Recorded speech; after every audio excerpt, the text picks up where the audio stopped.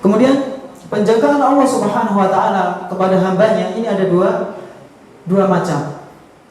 Penjagaan Allah Subhanahu wa taala kepada hambanya ini ada dua macam. Yang pertama adalah Allah Subhanahu wa taala akan menjaga seorang hamba ya, setelah dia menjaga Allah Subhanahu wa taala, setelah dia menjaga batasan-batasan Allah Subhanahu wa taala, maka Allah akan jaga dalam urusan-urusan dunianya. Urusan rumah tangganya, urusan anak dan hartanya. Semuanya Allah Subhanahu wa taala akan jaga. Kenapa sebabnya? Karena dia senantiasa menjaga batasan-batasan Allah Subhanahu wa taala.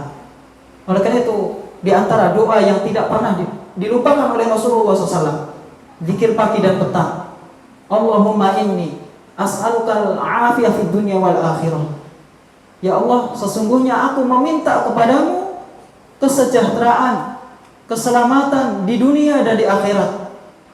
Umum, apapun itu keselamatan, dalam urusan rumah tangga, dalam urusan harta, ya, bisnis, apapun itu, hendaklah kita meminta kepada Allah Subhanahu wa taala dengan mengamalkan doa ini.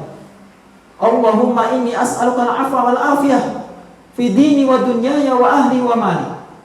Diulangi lagi oleh Rasulullah SAW. Ya Allah, aku meminta ampunan dan kesejahteraan di dalam agamaku, keselamatan di dalam agamaku, dalam urusan duniaku, dalam urusan keluargaku, dalam urusan hartaku.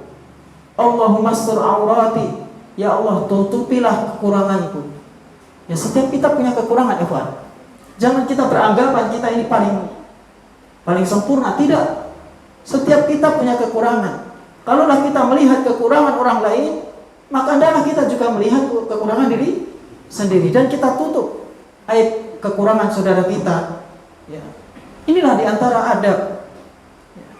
Kemudian wa amin rawati, berilah keamanan dari rasa takut. Wahfadni min baini yadayya wa min khalfi wa an yamini wa an shimali. Dan jagalah aku di hadapanku dan apa yang ada di belakangku dan apa yang ada di kanan dan kiriku. Ini doa yang luar biasa yang hendaklah seorang muslim senantiasa mengamalkan doa ini. Ya, doa yang pendek, ringkas, tapi mengandung makna yang luas. Kemudian di antara dampak dari ketaatan, bahwasanya seseorang ya, dikisahkan sebagian salaf dahulu ketika berumur mencapai 100 tahun lebih, mereka masih dalam kondisi yang kuat, akalnya masih sehat, ya, tidak pikun. Ini salah satu dampak dari ketaatan yang selama ini dia lakukan. Oleh karena itu, ketika itu dia melompat, ya, sudah tua tapi melompat dan dilihat oleh orang lain dan istilahnya dicemooh, masa udah tua masih melompat, ya.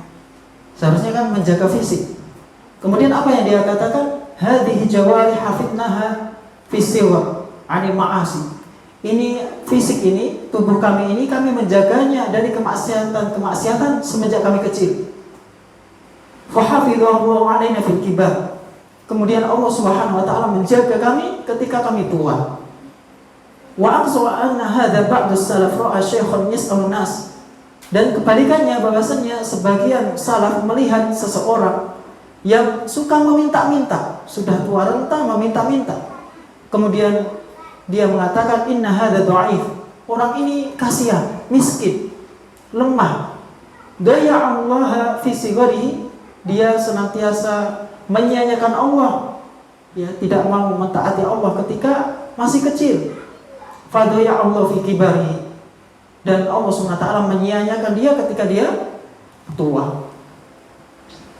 Oleh karena itu, ikhwan, hendaklah kita senantiasa kita cek terus, ya, banyak beristighfar kepada Allah Subhanahu wa taala. Karena ketaatan di waktu kecil, waktu muda ini akan berdampak pada masa tua. Dan ini salah satu bentuk penjagaan Allah Subhanahu wa taala kepada seseorang.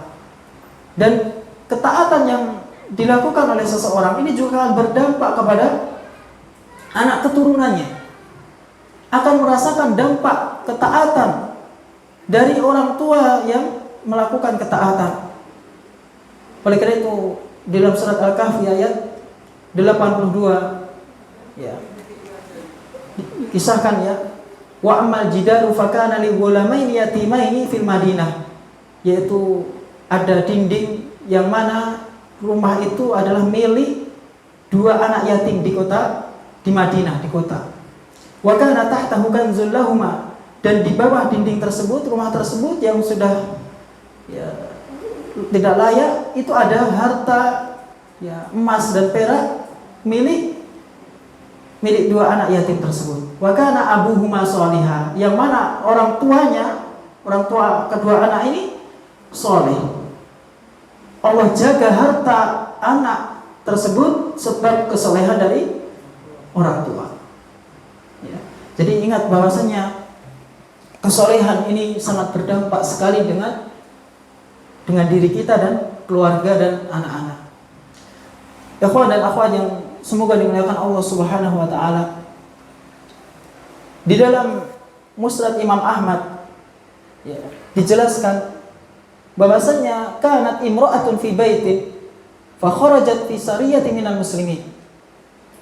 Ada seorang wanita yang di rumah, kemudian dia keluar untuk berperang bersama kaum muslimin.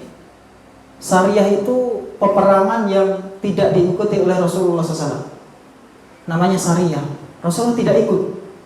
Hanya saja Rasulullah mengutus utusan untuk menjadi panglima, untuk menjadi pemimpin, dan ada seorang wanita yang ikut. Wa talaqa sintai asyrata anzatan. Kemudian wanita ini meninggalkan 12 anak kambing. Meninggalkan 12 anak kambing. Wasisiyataha kanatan sijubiha, dan meninggalkan alat tenun. Ya, meninggalkan 12 anak kambing dan alat tenun yang biasa dia menenun dengan alat tersebut. Qalat faqadat anzallaha wasiyataha. Ternyata dia kehilangan satu kambing dan alat tenun. Ya. Kehilangan setelah pulang dari ya peperangan, ternyata dia kehilangan satu anak kambing dan alat tenun. Faqalat, kemudian wanita tersebut mengatakan, ya Rabb, innaka qad dhaminta liman kharaja fi sabilika an tahfadha alaihi.